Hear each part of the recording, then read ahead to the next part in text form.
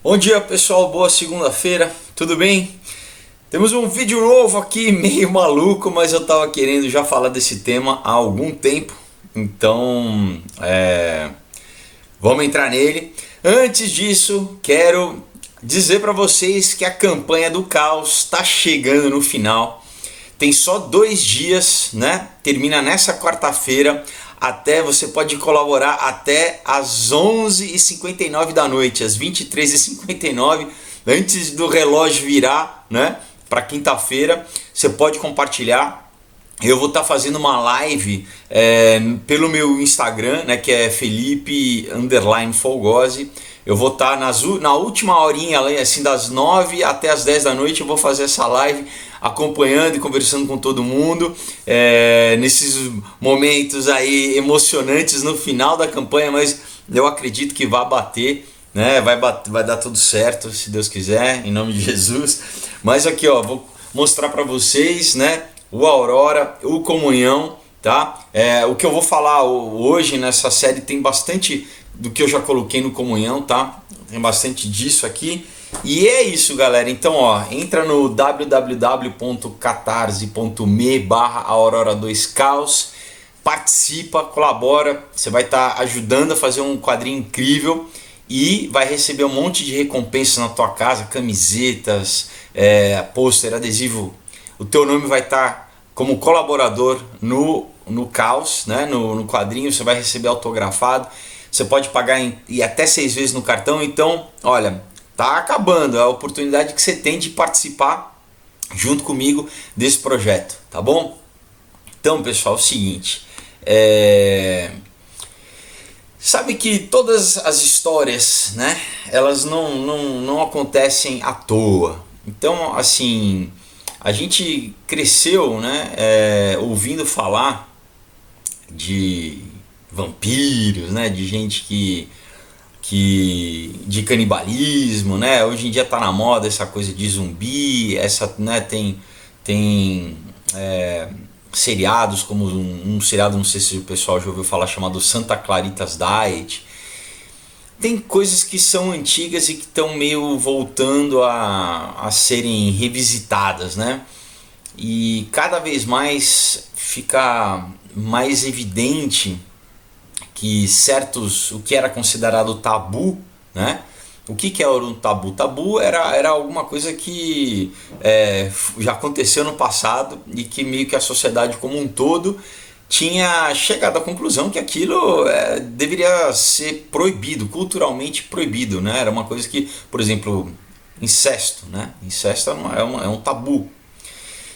Mas a gente tem visto, né, que cada vez mais tem um lado. Eu não sei, quer dizer, eu sei, mas assim, enfim, tem pessoas que estão promovendo agendas, né, que eram tabus, né? Por exemplo, no Canadá já foi aprovado por lei que você pode ter uma relação sexual com o seu animal de estimação, né? Bestialidade. Então, assim, bestialidade hoje em dia, já o que era tabu, o que ninguém cogitava se era certo ou errado, né? Porque todo mundo sabia que era obviamente errado.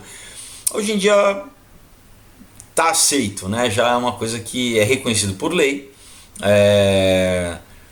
Você tem, né, questões como pedofilia, que também cada vez mais, né, estão tentando transformar o que era crime, né, agora de doença, e de doença vão obviamente dizer que é um direito, né? Em breve vão falar não, é um direito.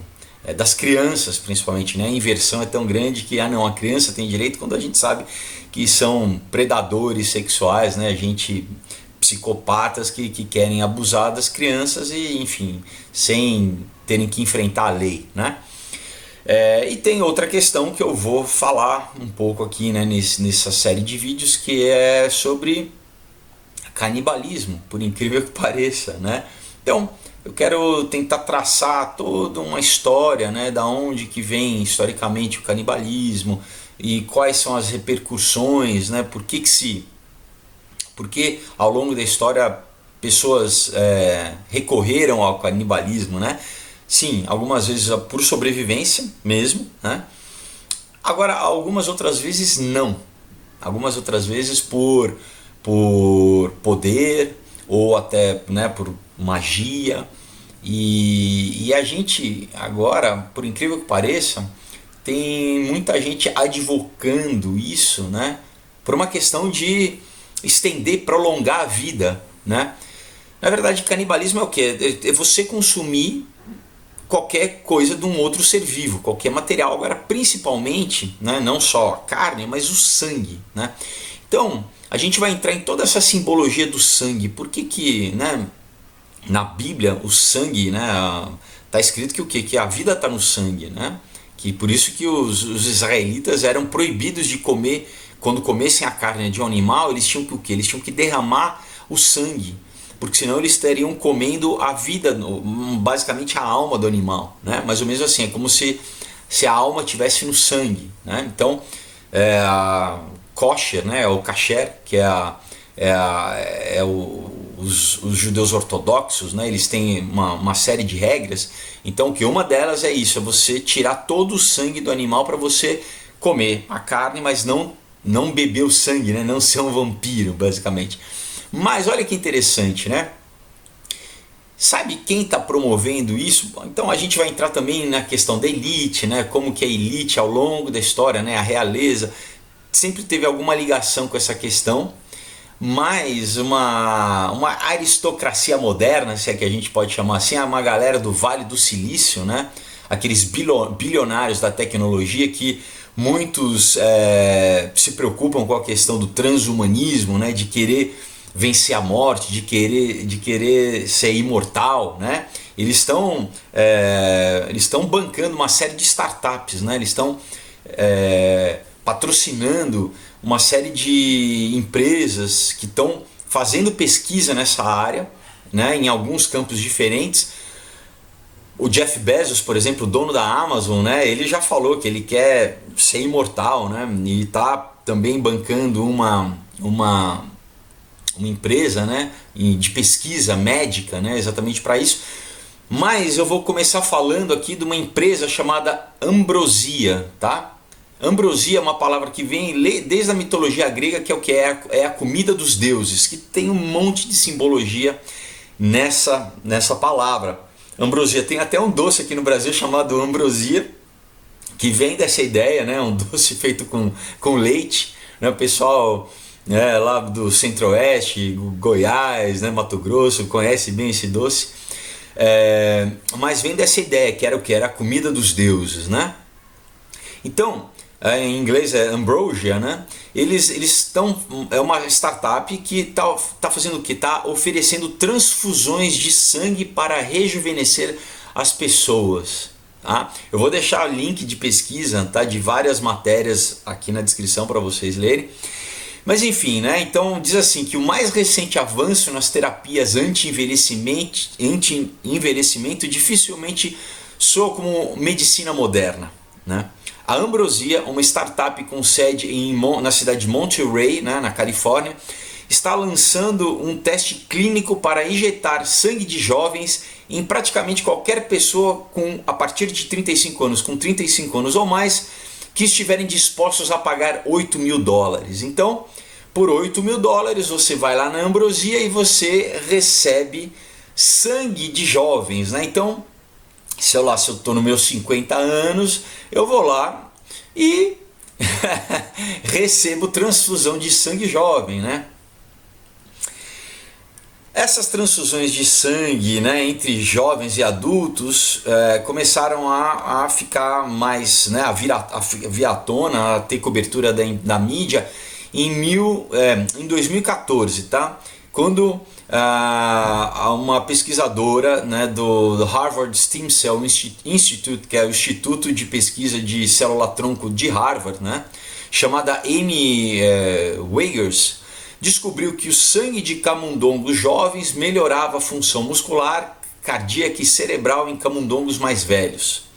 Os cientistas costuraram a pele de 2 ratos juntos, permitindo que os seus sistemas circulatórios se fundissem. Esse método chamado parabiose, tá? Guarda esse termo parabiose que eu vou falar mais, né? Vou me estender mais nele. Foi realizada pela primeira vez na década, olha só, né, nos anos de 1860, pessoal, tá? Então, em 1860 eles começaram essa prática da parabiose. Então, não é novo, né? Mas um ressurgimento, né, do interesse nessa técnica começou a aparecer depois dos estudos dessa Amy Wiggers, né? Olha só que interessante agora, o cofundador do PayPal e investidor do Facebook, o Peter Thiel, tá? Esse Peter Thiel é um desses magnatas do Vale do Silício, como o Elon Musk, como o Zuckerberg também, tá? Ele inclusive foi cofundador com o Elon Musk do PayPal, tá? Então ele disse recentemente à revista Inc., né, que acha que a parabiose é realmente interessante, e disse que ele vai apoiar, né, essa startup. Ele é um apoiador, né, é um dos fundadores, pensando assim que como utilizar isso na sua vida pessoal, além de ser um empreendimento comercial, né? Não é a primeira vez que que o Peter Thiel ele mostra interesse nessa ideia de combater o envelhecimento, né? E buscar a imortalidade. Então, a Ambrosia, né? Ela está planejado a dar a 600 pacientes 4 rodadas de infusões de sangue semanais, né? Com a idade entre 16 e 25 anos, né? Dos doadores de sangue. Então, o fundador da Ambrosia, o Jesse Karmazin, né, que estudou na Stanford Medical School, Stanford, né? Só um disclaimer aí, vocês podem ouvir talvez um barulho de vez em quando, é que estão fazendo uma reforma aqui perto da minha casa, então, né, de vez em quando talvez tenha uma furadeira aí. Mas enfim, Stanford, né? Lembra que eu falei nos vídeos passados sobre Stanford? Stanford é um lugar muito complicado, porque eles fazem muita pesquisa paga pelo DARPA, pela CIA, tá? Então, mais uma vez Stanford aparece aí, né? Só que é a escola de medicina de Stanford, né? Ele disse que ele tem tantos pedidos, né? Que ele começou a receber tantos pedidos, o fundador da Ambrosia, que ele não está nem conseguindo dar conta, né? Mas o que acontece?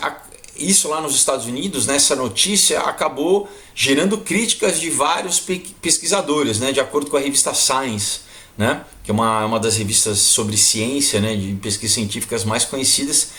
E eles assim começaram lembrando que as pesquisas com célula-tronco não aprovadas, né, ainda não foram aprovadas para que pacientes paguem, né?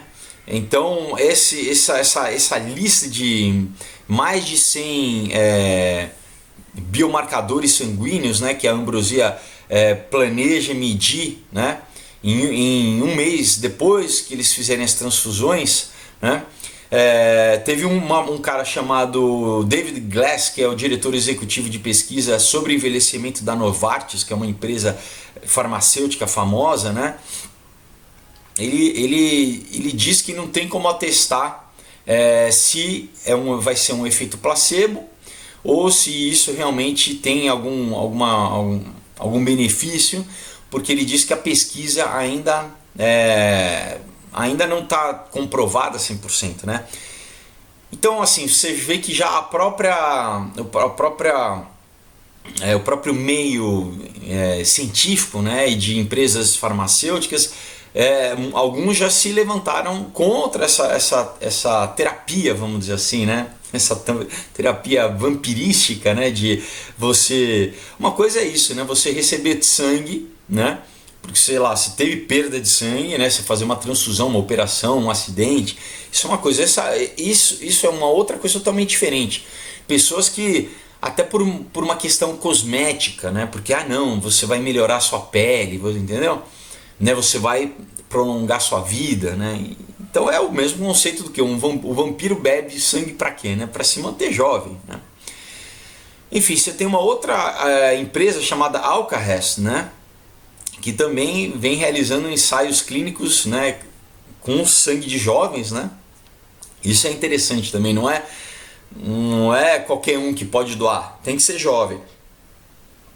Eles estão procurando ter resultados até o final desse ano, né? Tem uma parte técnica aqui que... Peraí que eu... Vamos... Deixa eu falar um pouquinho para vocês, né? Então, em 2014, a Amy Wiggers, né, publicou 2 estudos na Science, né, na revista, delineando o papel do GDF11, um fator de crescimento proteico no sangue que ela disse ser responsável pelos benefícios da parabiose, né? Esse estudo mostrou que o GDF11 melhorou a força muscular em camundongos velhos e demonstrou outros efeitos restauradores no envelhecimento cerebral. Então a pesquisa dela, ela sugere que os níveis desse marcador proteico aí, GDF11, diminuem a idade e querem restaurá-la e pode, né, reverter o processo de envelhecimento.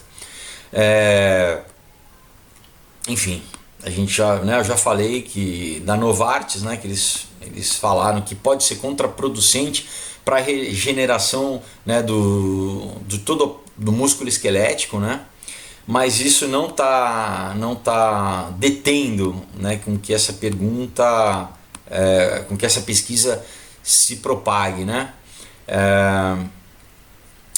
Tem uma matéria no jornal The Guardian, né, no jornal inglês, que também fala sobre isso, né? Então, só estou dizendo para mostrar como vários jornais, né, já deram notícia a respeito. Então, o que eles chamam, né, a matéria diz assim, o que hoje nós chamamos de justiça intergeracional. É engraçado os termos que eles criam, né? Que é aquela coisa, justiça social, agora justiça intergeracional, né? Sofreu muito ultimamente e não está a ponto de ser melhorado com a notícia de que os baby boomers estão sugando o sangue dos jovens. Né? Quer dizer, a geração baby boomer, né? Dos anos 60, né? 70, eles estão agora pagando caro para consumir sangue de jovens, né? Então é isso, né? Eles falam, essa nova startup, a Ambrosia, ela está fazendo transfusões de plasma humano, 1,5 litro por vez, bombeados em 2 dias, colhidos exclusivamente de jovens adultos, né? Né, ele fala mais um pouco do fundador do Jesse Karmazin, que é um médico de 32 anos, né? Ele diz que é um estudo, né, que ele está promovendo, que até agora ele tem 600 clientes, como eu falei, com uma média de idade de 60 anos. Né? Então, o sangue é coletado em bancos de sangue locais, depois separado e combinado, e são necessários vários doadores para fazer um único pacote. Não é coincidência que o esquema, né, dessa startup seja baseado perto de São Francisco. A ideia tornou-se moda nos círculos tecnológicos. Embora os produtos anti-envelhecimento geralmente sejam mais atraentes para mulheres, 2/3 dos mais de 65 participantes que se inscreveram para teste são homens, né? Então, aqui, né, a gente volta a falar do Peter Thiel, né, que ele está gastando $40 mil por trimestre pelas transfusões, né? Enfim, então, entre outros transhumanistas, né, que geralmente tem falado mais da questão de simbiose mesmo, homem-máquina, né, na parte tecnológica, né, de colocar nanotecnologia, de colocar neuron lace, né, como o próprio Elon Musk já falou, mas tem essa galera que está indo mais para essa outra parte biológica mesmo. Eles estão fascinados pela parabiose heterocrônica, né, que é essa costura de 2 animais para criar uma quimera viva, né. Então é isso, né? São os efeitos regenerativos de um organismo ser unido a outro organismo. Então, olha, mais antigo, né? Lembra que eu já falei que uma galera já estudava isso no século XIX, 1860. Agora, no século XVII, pessoal, já em 1600 e pouco, você já tinha uma figura chamada Robert Boyle, né? Que dele que vem tem uma lei de Boyle, né?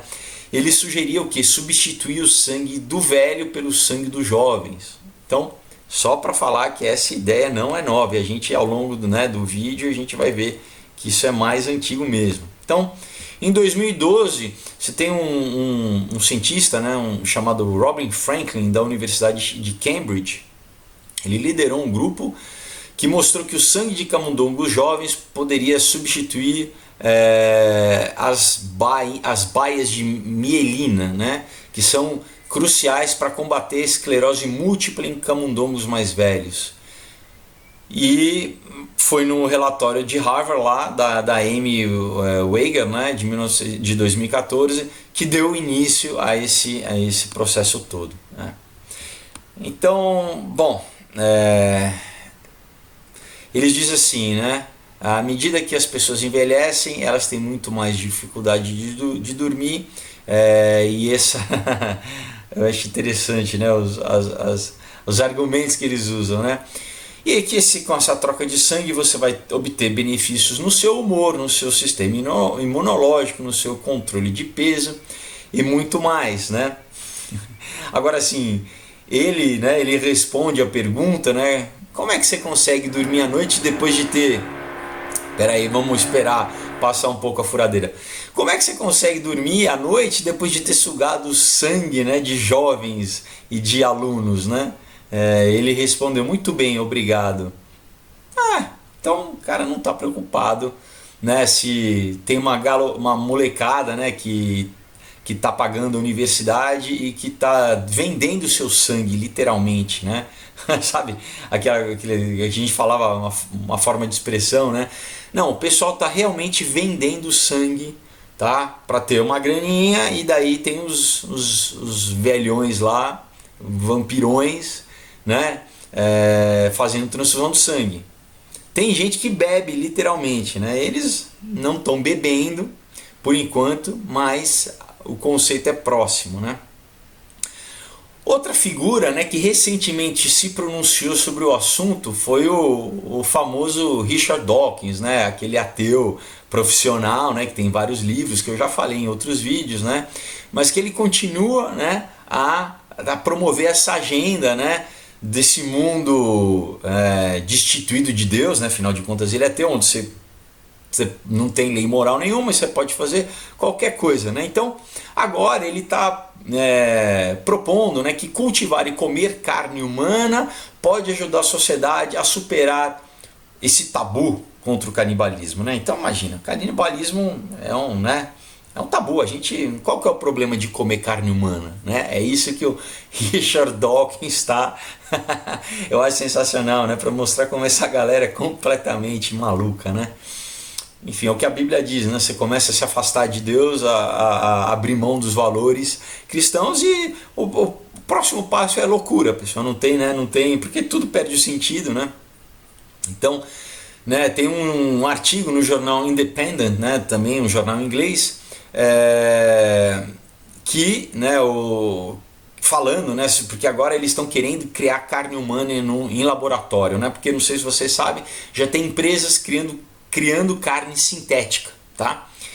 Que tem todo um discurso ecológico, que é assim, né? Enfim, eu não sei se eu gostaria de comer uma carne sintética, mas aí eles estão dizendo, não, dá pra gente criar carne humana em laboratório, olha que legal, né? E o Richard Dawkins, né, ele tweetou que isso ajudaria, né, a cultura ocidental a se livrar, né, desse remanescente irracional da cultura judaico-cristã. Comer carne humana, então, seria mais uma forma de liberação da sociedade contra o julgo, o julgo maligno da religião judaico-cristã, do cristianismo, né? Então, enfim, claro, né? Comer carne humana, obviamente, vai me tornar menos humano, né? Mais um animal, né? Um bestial, né? Então, Ele diz assim, né, entre aspas, né, caso como é?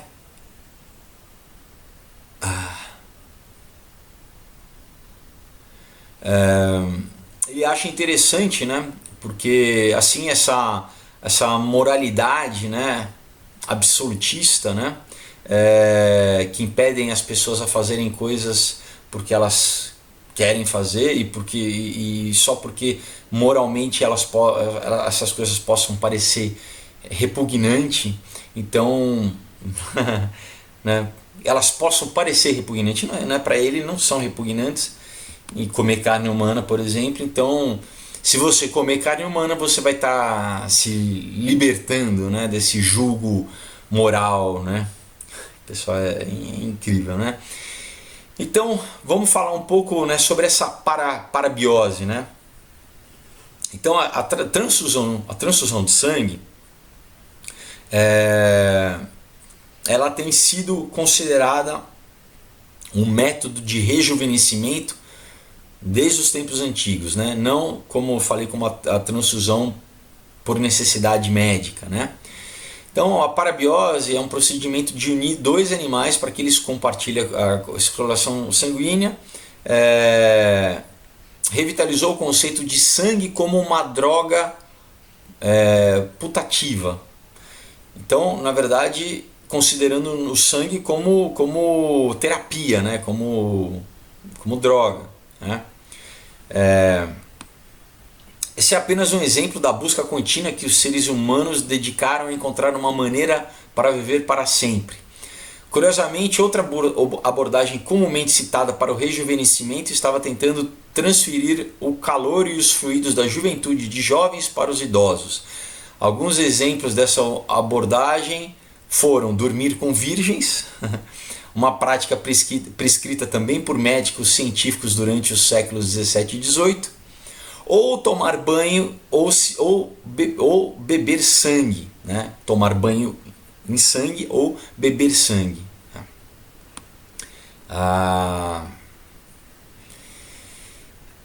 Bom, aí fala um pouco assim, né? Historicamente também você tem né, esse cara que eu falei que em 1860, né? Lá na França um cara chamado Paul Bert, né? Ele postulou que animais conectados cirurgicamente poderiam compartilhar o sistema circulatório, e ele recebeu um prêmio de Fisiologia Experimental da Academia Francesa de Ciências em 1866 por essas descobertas. Então, quem viu aqui o filme, o Fury, né, como que é a Estrada da Fúria, né, o Fury Road, o Mad Max, o último Mad Max, lembra que vocês tinham, né, ele foi usado como um saco de sangue, né, pro War Boy, né, lembra que eles tinham o War Boy que sofria de problemas por causa da radiação, né, de deformidades, e que daí ele usava o Mad Max como saco de sangue, né. A ideia vem daí, pessoal, né? Acho que não sei se vocês estão ouvindo aqui. Vamos esperar acabar aí. Então, assim, essa ideia da imortalidade, né, que agora é moda no Vale do Silício, não é nova. A aristocracia sempre agiu assim, né? Um nome que vem à cabeça logo, claro, que é o Conde Vlad, né? Peraí, não sei se vocês estão ouvindo, mas pronto, parou. O Vlad, né, o Conde Vlad, que deu origem à história do Drácula, né, lá do Bram Stoker, né. Mas você tem também, além dele, você tem uma outra aristocrata que matava em nome de querer se manter jovem e bela, tá? O nome dela era Isabel Báthory, né, ou no original Elizabeth. Ela foi uma condensa húngara, tá, que entrou para a história por uma suposta série de crimes hediondos e cruéis que ela cometeu, vinculados à sua obsessão pela beleza. Ela foi descrita como a serial killer, né, a assassina em série mais cruel da história, né, onde que começa, né, a ficção e termina a história é difícil de determinar, mas o fato que ela é uma figura histórica, ela é. Se você for pesquisar, você vai ver que realmente ela nasceu, né? Que ela existiu. Ela nasceu em 1560, né? Ela era rica, né? Ela teve uma excelente educação, né? Uma posição social. Ela era dessa família nobre, né? Báthory, né? E ela governou a Transilvânia, né? Na época num principado que fazia parte também da Hungria, tá? Então, quando ela tinha 11 ou 12 anos, ela estava prometida a casar com um nobre chamado Ferenc Nádasdy, de outra família aristocrática húngara. Mas aí, assim, um ano e meio depois, ela na adolescência, ela teve um bebê com um camponês, né? Enfim, esse nobre, né, o Ferenc, ele mandou castrar o cara, o camponês, e depois jogou ele para ser morto por cães, né, para ser comido por cães. A criança, né, ela foi escondida, né, provavelmente levaram para algum mosteiro, alguma coisa assim, né, um convento. E a Elizabeth se casou com esse, né, com o Nádasdy, né? Eles se casaram em 1575, quando ela tinha 14 anos. Como a família dela era mais rica do que a do marido, ela manteve o sobrenome dela, né? Ela manteve o Báthory, e ele que acrescentou o nome dela. Enfim, né, o jovem, né, casal, eles viviam lá nos castelos, né, que agora também fica perto da onde é a Eslováquia hoje em dia. Mas ele era um soldado, ele estava sempre em campanhas militares, ele estava muitas vezes ausente. Então ela teve vários amantes, né, além dos 4 filhos, né? Ela deu 4 filhos para ele. Não se sabe também se todos os filhos eram dele ou se eram filhos ilegítimos, né? Porque ela tinha vários amantes. Enfim, quando ela tinha 43 anos, ele faleceu, né, em 1604. E aí a notícia já estava começando a correr das atividades sádicas dela, né? Ela gostava de torturar e matar garotas, né? Inicialmente eram filhos de servos, né, de vassalos dos castelos, né? Ou filhas dos camponeses locais.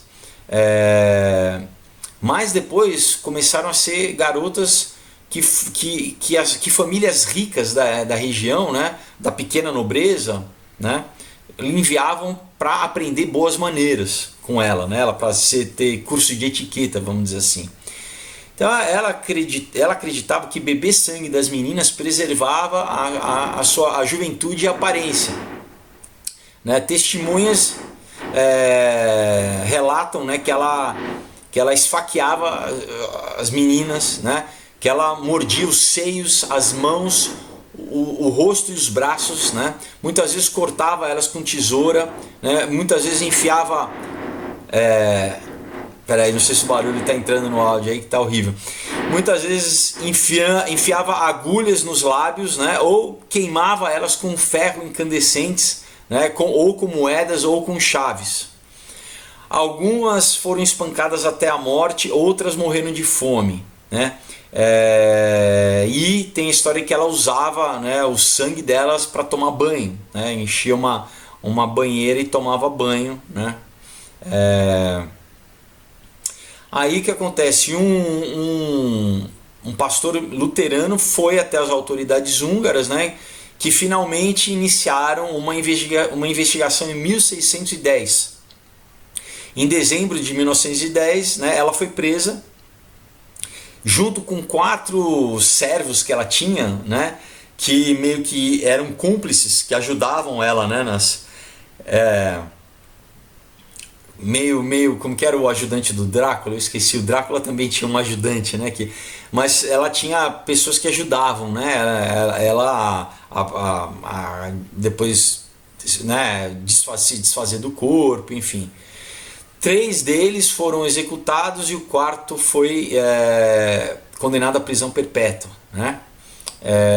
Bom, a Elizabeth, não foi levada a julgamento por causa da família, do poder da família, mas ela foi fechada, né, meio que uma prisão domiciliar num castelo de G, não sei como pronunciar isso. Enfim, então ela ficou nesse confinamento solitário, né, até quando ela morreu com 54 anos em 1614, né? Então, um exemplo, né, de como você tem essa linha, né, da nobreza. Interessante que é na mesma região do Conde Vlad, né? Ele é mais antigo, ele é do século XV, né, 1400 e pouco, ela é do século XVI. Mas, por exemplo, uma coisa que é interessante é que a linhagem do Vlad, né, de sanguínea, vai até a monarquia inglesa de hoje em dia, tá? Então o príncipe Charles e por consequência o príncipe Harry, né, eles são da mesma, tem a linhagem do Conde Vlad, tá? O que muita gente já falou da questão de pedofilia, né, enfim, ele tá ligado com um cara chamado Jimmy Savile, né? Jimmy Savile, que era um pedófilo inglês, enfim, tem toda uma outra questão aí que a gente pode falar em outro vídeo, né? Olha só como essa questão do sangue, né, tá presente, não só, né, eu falei do Vale do Silício, né, dessa aristocracia moderna, agora a gente tem uma galera do showbiz, do entretenimento, que também tem começado a flertar com essa questão, né? Você teve uma moda que meio que ainda está acontecendo de mulheres, né, se proclamando mesmo bruxas e usando sangue menstrual para passar no rosto, para fazer rituais mais de beleza, né? Então você tem uma matéria também do Metro, né, em inglês, né, do jornal, dizendo que assim: a curandeira espiritual esfrega seu sangue menstrual em seu rosto para derrubar o estigma em torno da menstruação. Sempre tem uma justificativa, eles tentam justificar que é para derrubar o estigma. Qual que é o estigma da menstruação, né? Então, mas enfim, ela esfrega no rosto. E daí você teve várias celebridades, né, várias cantoras, né, e influencers, né, fazendo a mesma coisa, passando sangue menstrual no rosto, né? Enfim, enquanto alguns de nós, né, estamos enfim, estamos lidando, ela dizendo, né, estamos lidando com estigma persistente em torno do processo normal e natural da menstruação, lutando contra tampões, né, e nos recusando a esconder nos nossos produtos menstruais a caminho para o banheiro. Uma mulher optou por combater o poder manchando o sangue dela por todo o rosto. Yasmina Jade é uma autoproclamada bruxa de sangue e curadora espiritual que se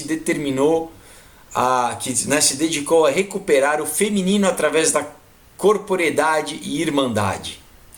Há alguns dias Yasmina escolheu aplicar seu próprio sangue menstrual em seu rosto como uma forma de se conectar com seu próprio corpo. Ela diz, né, durante minha adolescência e início, né, da vida adulta, com 20 anos, eu não gostava e não me importava com o meu período menstrual. Ela escreveu no Instagram. Houve uma desconexão completa com o meu útero e eu me sentia mal em relação ao sangramento. Eu usava tampões que muitas vezes doem, e me sentia tão antinatural, né, que eu não tinha ideia, né, e por que todo mundo fazia isso. Levei anos para perceber que o sangramento é um ritual sagrado onde as mulheres podem ir para dentro e deixarem criar uma manifestação poderosa, né, e honrar a Mãe Terra. Enfim, é um neopaganismo, né, uma mistura de neopaganismo, né? E ela continua aqui assim: é uma bênção, é como forma de recuperar o poder da menstruação, e a Yasmina faz um ritual a cada mês, onde ela se conecta com o seu útero enquanto ela sangra, usando um copo onde ela coleta o próprio sangue e usando o seu seu fluido menstrual, ela caminha em seu jardim aplicando no seu próprio rosto, para aprender a ter um maior respeito e compreensão do seu próprio corpo. Bom, quando ela compartilhou, né, a foto do ritual lá no Instagram, muitas pessoas disseram que ela estava louca, né, que ela estava doente. Então ela começou a criar, ela criou um vídeo para explicar esse ritual, né? Enfim, para combater, né, que as mulheres elas têm que se liberar da vergonha do silêncio em torno da menstruação. Aí, claro, né, que teve uma série de meninas que acabaram entrando na ideia, né? É interessante que a Bíblia, né, fala que o quê? Que a mulher, durante esse período, que ela tinha que se resguardar, né? Até uma questão de saúde, né? Mas o que é? Eles pegam e fazem o contrário, né? Chegar a passar o sangue na cara, né? Agora, quem vai estudar a gnose, né? Quem vai estudar a OTO, quem vai estudar o ocultismo, sabe que eles usam sangue menstrual como uma das principais coisas para magia, tá? Inclusive é nojento, desculpa pessoal falar, mas assim, eles têm rituais que eles misturam sangue menstrual com esperma e bebiam isso, tá? Que para eles consideravam isso ambrosia. Isso vem desde do começo da gnose, ali nos primeiros séculos da igreja, né? Século I, século II, isso foi, entendeu? Não é novo, é tudo isso antigo. Então você tem o que eles distorciam a questão da ceia, da comunhão, né?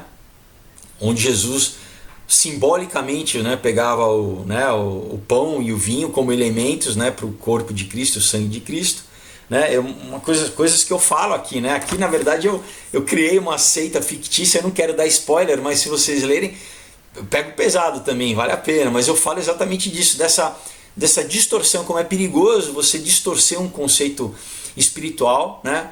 E o que a gnose faz, o que depois ao longo da Idade Média e até recentemente, né, quando eu falei já do Aleister Crowley, né? E é como a gente tem figuras como aquela Marina Abramović, né, que não sei se tem muitos vídeos dela, o tal do Spirit Cooking, né, que são rituais, entendeu? Rituais de você ingerir material humano, né? Então, no caso, sangue menstrual junto com esperma. E essa pessoa, essa galera tomava isso como um ritual, né, de magia, tá? É pesado, eu sei que é pesado, mas isso é complicado, né?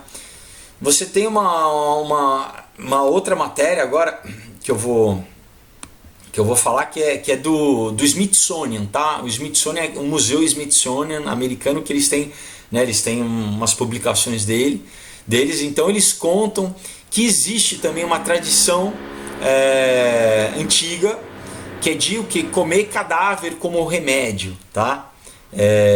Então, para um historiador, a questão, né, que eles tinham não era assim se você deveria comer carne humana ou não. Era que tipo de carne humana que você deveria comer. Quer dizer, não tinha nenhum problema moral em comer carne humana. Então, assim, não há muito tempo atrás, né, essa matéria diz, os europeus eles eram canibais, né?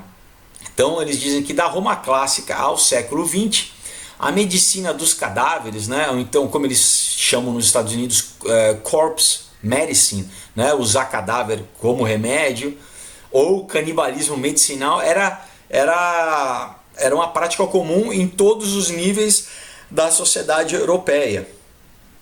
O consumo de extratos e misturas de cérebros humanos, carne, gordura, fígado, sangue, crânio, ossos, cabelo e até mesmo suor, né, foram usados e aplicados por monarcas, papas, intelectuais e pessoas comuns.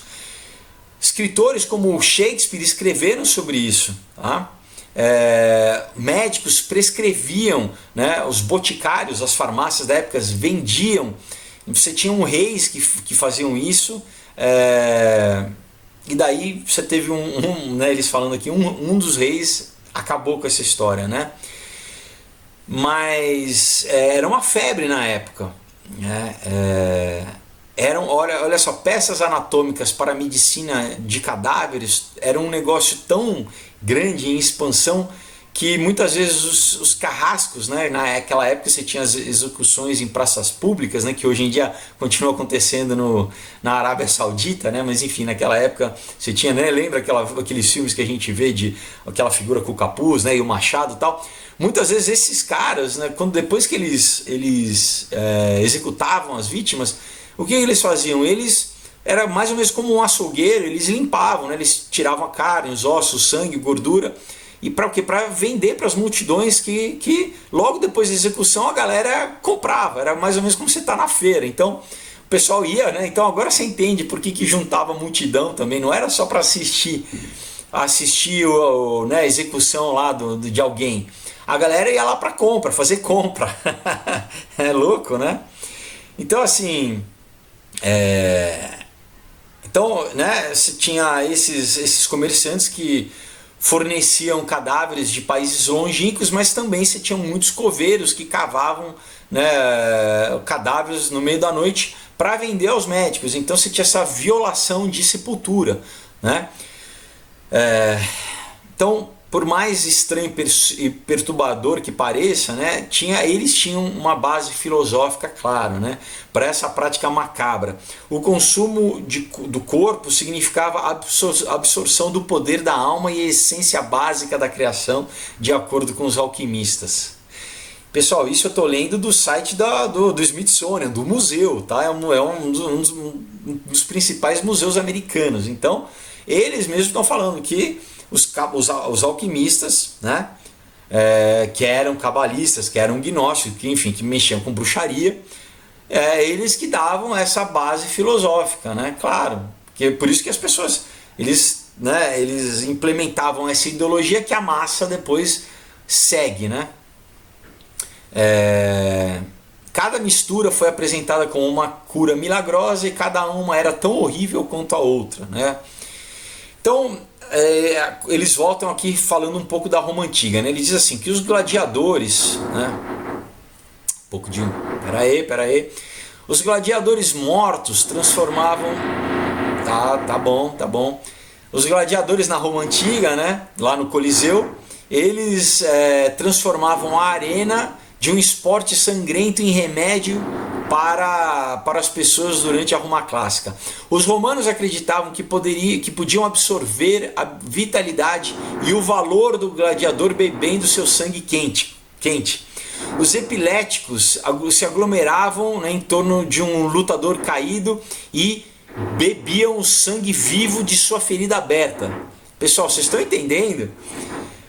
O cara tava lá ensanguentado no chão e as pessoas, igual um bando de sanguessuga, bebiam do corpo, botava a boca lá e começava a beber do sangue enquanto a pessoa estava morrendo. Você tem um médico romano, Scribonius Largus, fez grandes descobertas pseudocientíficas para sugerir que o fígado de um gladiador morto, né, poderia ser uma cura mágica para a epilepsia. Então não demorou muito para que simplesmente comer o fígado de um gladiador fosse considerado como tendo efeitos curativos. Quando os jogos de gladiadores foram banidos em 400 depois de Cristo, os epiléticos encontraram uma nova fonte de sangue nas execuções, né? Como eu falei, nas execuções públicas. A ideia de que a epilepsia poderia ser curada pelo sangue ainda quente dos mortos permaneceu, né, até o final do século XIX. Multidões de epiléticos usavam xícaras para capturar o sangue de cadáveres recentemente decapitados em andaimes escandinavos e alemães. Então, né, você tinha lá a guilhotina, né, ou aquela trave de madeira onde botava o pescoço, onde descia o machado, né, do executor, do carrasco.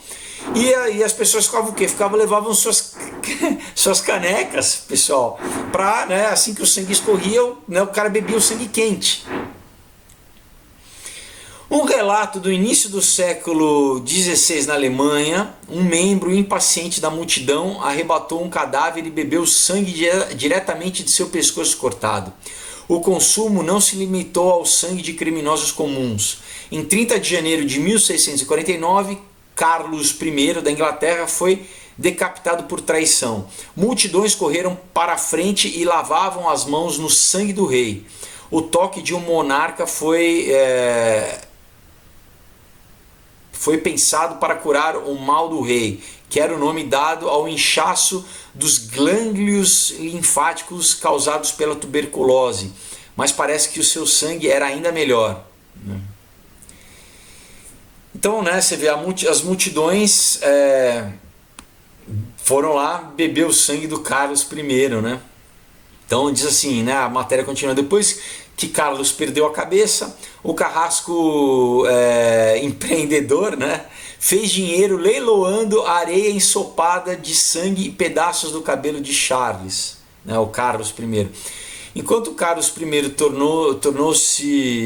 se tornou em medicina de cadáveres, né, seu neto, Carlos II, fez de propósito, né? Então eles estão dizendo que, né, então o primeiro, sem querer, né, acabou virando o corpo dele acabou virando remédio, né? O neto dele, né, fez isso propositalmente, né? Historicamente diz que ele era um químico habilidoso, né? E o Carlos II comprou a receita de uma tintura, né? De uma tintura, é um remédio, né, popular chamado as gotas de Godard, né?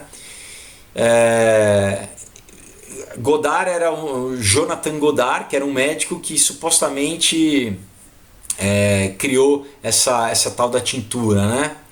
Então a receita, né, era assim, né? 2 quilos, parece aquelas coisas né? Um pouco de teia de aranha, um pouco, mas olha, não é brincadeira. 2 quilos de víbora seca, 2 quilos de marfim e 5 quilos de crânio humano. Os ingredientes eram picados, triturados, né, e destilados depois que essa tintura estava em forma líquida, ela é destilada.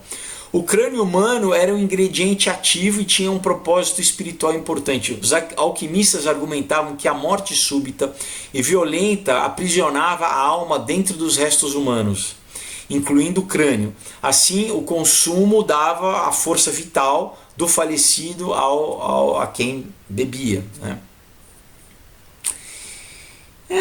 Então, pessoal, olha só, né, como isso é uma história que eu pesquisando, eu mesmo fiquei surpreso, né? Porque aí a gente começa a entender de onde vem toda essa tradição, né? Que hoje em dia a gente fala de zumbi, né? De vampiro. Isso é muito antigo, né, pessoal? E vocês vão ver que na verdade isso vai mais antigo, tá? Eu tô fazendo um retrocesso que a gente vai chegar no Egito, a gente vai chegar na Babilônia, tá? Vamos falar o que a Bíblia fala do culto a Baal, né? Então, e como literalmente na Bíblia também você tem relatos muitas vezes de canibalismo, né? Peraí, que eu me perdi no texto aqui um pouquinho. Deixa Deixa eu ver o tempo que a gente tá. Tem mais um pouquinho. Então assim... Peraí. Aqui.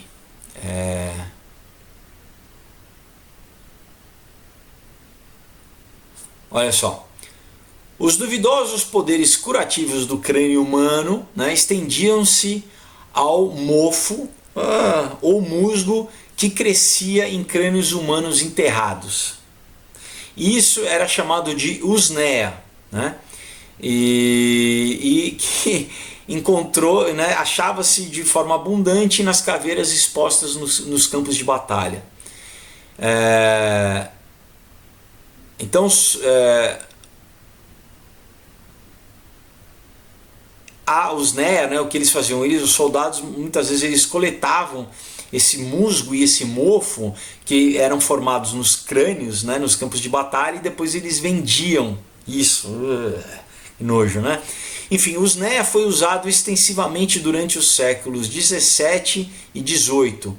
Como um pó, as pessoas enchiam seus narizes para estancar hemorragias nasais ou usá-los internamente para epilepsia ou problemas menstruais, de hemorragia, né, menstrual. Olha lá, Francis Bacon, quem que aparece, né, que eu já falei em outros vídeos, que era o Rosa Cruz, né, que é o primeiro cientista, que é o criador do método científico, né, propôs o seu uso, parte como uma pomada para fechar feridas, né, a ideia era esfregar né, essa usnea, isso numa ferida causada por uma espada, por uma lâmina, né.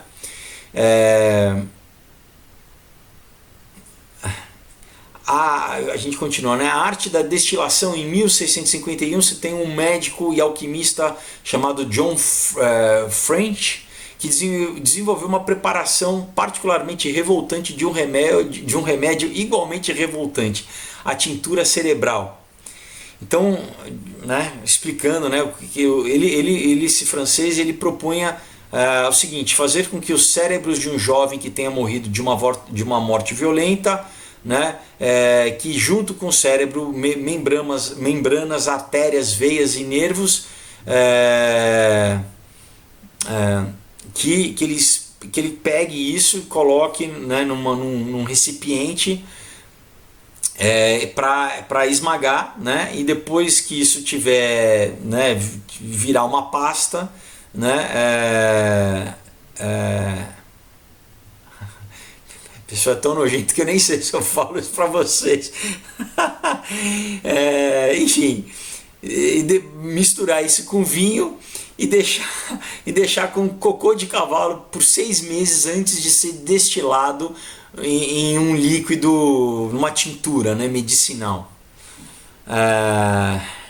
Esse francês, ele tinha provavelmente o seu suprimento, né, de jovens, porque ele trabalhava com médico no exército, né, então por soldados que morriam na batalha, ou por muitos cadáveres que sobravam das dissecações que ele fazia no Hospital Savoy, né, onde ele colhia os cérebros. Tá? Enfim, é muito louco, é muito louco. Tem umas coisas que eu não sei se eu falo para vocês. Bom, uma versão ainda mais desagradável, né, acontecia na década nos anos de 1730, onde eles desenvolveram o esmagamento dos cérebros humanos, corações e pedras na bexiga com leite materno e sangue quente. A gordura humana tornou-se um grande negócio para carrascos durante a Europa dos séculos 17 e 18. Em Paris, as pessoas evitavam os boticários locais, né? E elas procuravam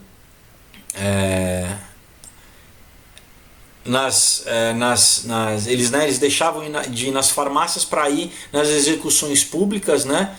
Onde eles traziam sua própria tigela para o quê? Para tentar colher gordura humana, né?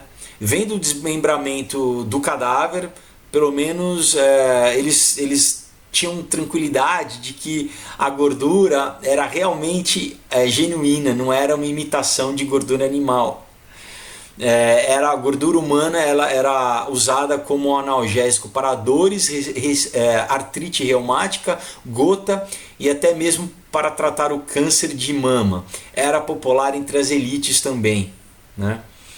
Você tem a Rainha Elizabeth I, inglesa, né, que ela diz que ela esfregou unguento de gordura humana no rosto para tratar caroços deixados pela varíola. Surreal. Uma receita do século XVIII para um unguento, um remédio feito de gordura humana, diz que você tinha que misturar a gordura humana com cera de abelha e terebintina, né? Terebintina.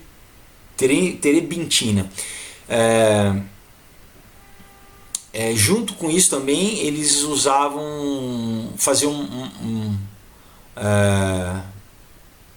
como é?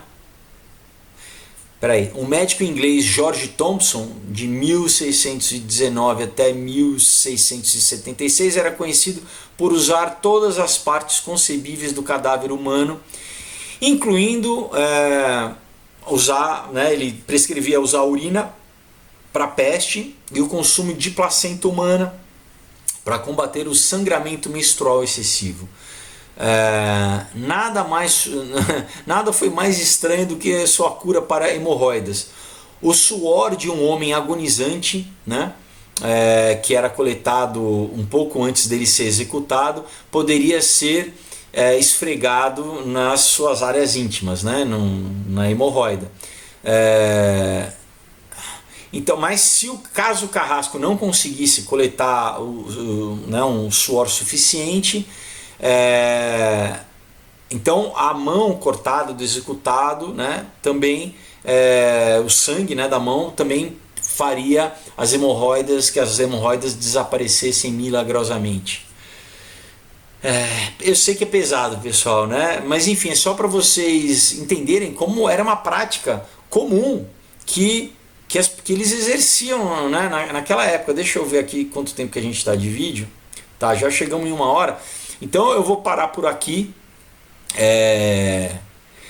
Então, só para vocês entenderem o que era uma filosofia gnóstica, tá? De magia que, né, eles mesmos relatam que assim que passou a virar uma prática comum na sociedade. Por quê? Porque os aristocratas, influenciados pelos bruxos, começaram a fazer, e o povão, para imitar os aristocratas, começaram a fazer também. Então, você percebe como a influência, né, tudo vem de um lado oculto, né, como a gente falou até da política, como pensamentos, ideias, ideologias, elas são perigosas, pessoal, né? Você vê, então uma coisa que nasce mais uma vez no ocultismo, né, ela passa a ser aceita socialmente, e as pessoas, era um hábito comum, né? Imagina você ir, não, peraí, hoje vai ter, onde é que você vai hoje? Eu vou na execução, que eu estou precisando um pouco de gordura ou de sangue humano, eu já estou aqui com a minha canequinha, eu vou lá, né? Hoje vão morrer uns 3, vai ser bom. Vocês estão entendendo, pessoal, como é complicado? Enfim, no próximo vídeo eu vou continuar da onde eu parei. Tem umas bizarrices, pessoal. Eu não quero chocar ninguém, tá? Me perdoa nisso, mas assim, só para vocês entenderem até que ponto, né, as pessoas elas enlouquecem, elas perdem. Se você tira o certo e o errado, pessoal, se você tira o padrão moral, né? Por isso que sempre é o que? Eles sempre atacam a Bíblia, sempre atacam, porque você tira o padrão moral, as pessoas viram, não é nem bicho, né? Para mim isso você pode chamar de psicopatia, mas para mim é possessão demoníaca. Vira vampiro, né?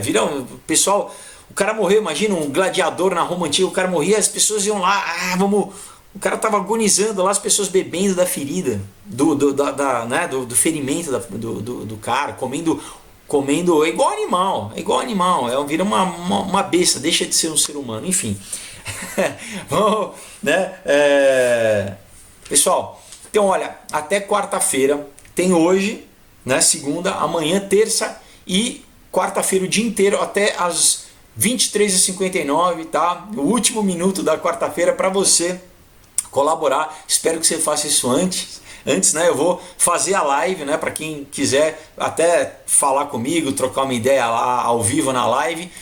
No Insta, que é Felipe_Fogos, eu vou deixar também o endereço do Insta aí na descrição, mas principalmente, pessoal, né? Colabora, né? Vai ser legal, não perde essa oportunidade, você vai ter uma série de coisas legais, de um quadrinho de primeira, sério mesmo, pessoal. Muito do que eu estou falando agora tá aqui no Comunhão, tá? Tem o Aurora, Nova Ordem Mundial, né?